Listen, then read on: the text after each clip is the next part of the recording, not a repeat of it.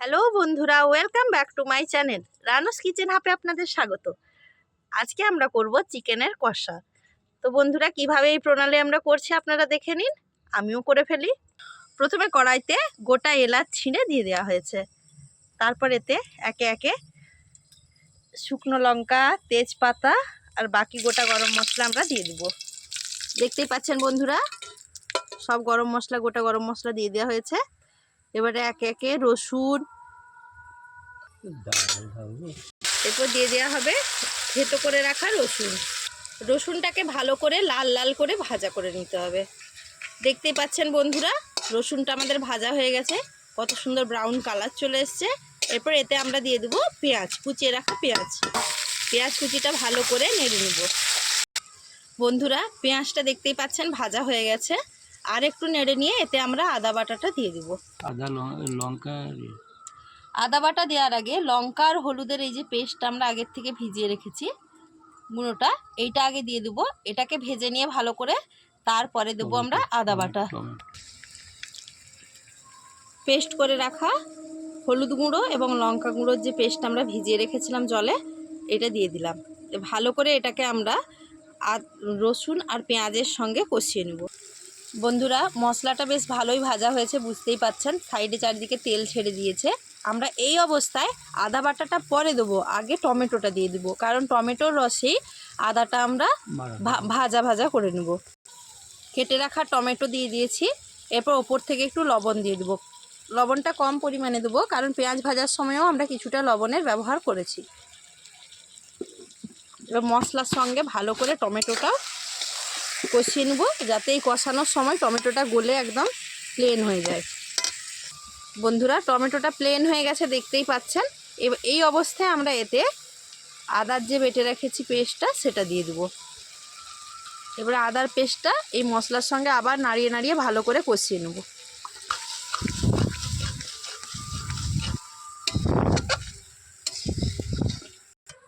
আলুটা আগের থেকে লাল লাল করে ভেজে নেওয়া হয়েছে বন্ধুরা, দেখতেই পাচ্ছেন। আর চিকেনটাতে আজকে কোনো মশলা মাখায়নি, লেবুর রস আর লবণ দিয়ে ভালো করে মাখিয়ে রেখেছিলাম হাফ ঘন্টা।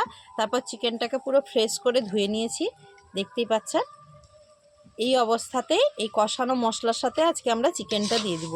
আজকে রান্নাটা একটু অন্য রকমের হবে বন্ধুরা। এইভাবে বারবার ঘন ঘন নেড়ে নেড়ে আদার যে গন্ধটা থাকে একটা, ওইটা আমাদেরকে মেরে নিতে হবে।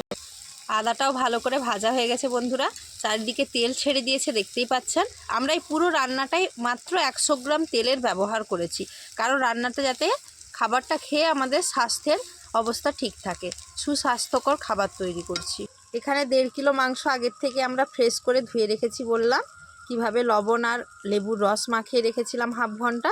তারপর জলে ভালো করে ধুয়ে নিয়েছি। এতে কোনো মশলারই ব্যবহার এখনও আমরা করিনি। এরপর সোজা কড়াইতে ওই কষে রাখা মশলাতেই আমরা মাংসটা দিয়ে দেবো। এরপর ভালো করে মশলার সঙ্গে মাংসটাকে ম্যারিনেট করে নেব, এভাবে খুন্তির সাহায্যে দিয়ে এটাকে ভালো করে কষিয়ে নেব।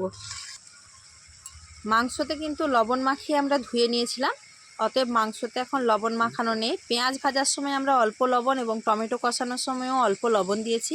এখন আমরা পরিমাণ মতো লবণটা দিয়ে দেব।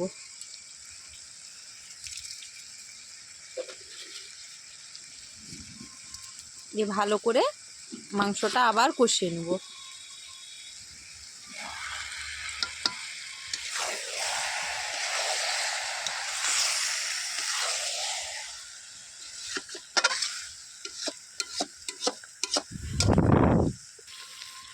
দশ মিনিট ভালো করে মাংসটা কষিয়ে নেওয়ার পর ভেজে রাখা আলুটাও আমরা দিয়ে দেবো মাংসের সাথে। এবার ভালো করে এই মাংসের সঙ্গে আলুটাকেও কষিয়ে নেব। বন্ধুরা, আমরা 10 মিনিট এইভাবে হালকা উনুনে যদি করেন তাহলে হালকা আগুন রাখবেন, যাতে না আগুনটা নিভে যায়। এইভাবে ঢাকা দিয়ে মাংসটাকে ভালো করে ফুটিয়ে নেব। দিলে মাংসের মধ্যে থাকা জল বেরিয়ে পড়বে, সেই জলেই আমরা মাংসটা সেদ্ধ করে নেব। আর গ্যাসে থাকলে মিডিয়াম টু লো ফ্লেমটা রাখবেন গ্যাসের, আর উনুনে আগুনটা একটু কম দিবেন। এরপর আমাদের 10 মিনিট হয়ে গেছে, আমরা ঢাকাটা খুলে নেব, দেখব মাংসের অবস্থা কী। বন্ধুরা, দেখতেই পাচ্ছেন ঢাকাটা খুলে নেওয়ার পরে মাংস থেকে অনেকটাই জল বেরিয়েছে। এই জলেই কিন্তু আমাদের পুরো মাংসটা সেদ্ধ হয়ে যাবে। বন্ধুরা মাংসের রঙটা দেখতেই পাচ্ছেন কত সুন্দর হয়েছে, কিন্তু ভুলে যাবেন না মাঝে মাঝে খুন্তি দিয়ে এটাকে ভালো করে নেড়ে নিতে হবে, না হলে নিচে বসে যাবে। এখনো অনেকটাই জল আছে, এই জলটা একটু ধীরে ধীরে আগুন দিয়ে জলটা মেরে ফেলতে হবে, ততক্ষণে আমাদের মাংসটাও সেদ্ধ হয়ে যাবে। মাংসের জলটা ভালো করে না মেরে দিলে মাংসটা আইসা আইসা গন্ধ করবে। বন্ধুরা দেখতেই পাচ্ছেন মাংসের জল কত মরে গেছে, আর নেই বললেই চলে, একদম এরকম রসটা থাকবে। তেলও চারিদিকে ছেড়ে দিয়েছে। আমাদের মাংসের কষা রেসিপি পুরোপুরি রেডি। ওপর থেকে 1 চামচ গরম মশলা আমরা ছড়িয়ে দেবো। বন্ধুরা রেডি হয়ে গেছে আমাদের গরম গরম মাংসের কষা। দেখতেই পাচ্ছেন আমরা কিভাবে এই প্রণালীটা করলাম, আপনাদের সাথে পুরোপুরি ভিডিওটা শেয়ার করেছি।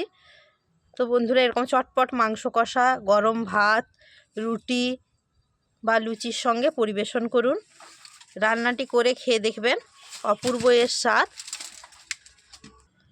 আর ভিডিওটি ভালো লেগে থাকলে লাইক, কমেন্ট, সাবস্ক্রাইব করতে অবশ্যই ভুলবেন না। তো বন্ধুরা শুভরাত্রি, টাটা।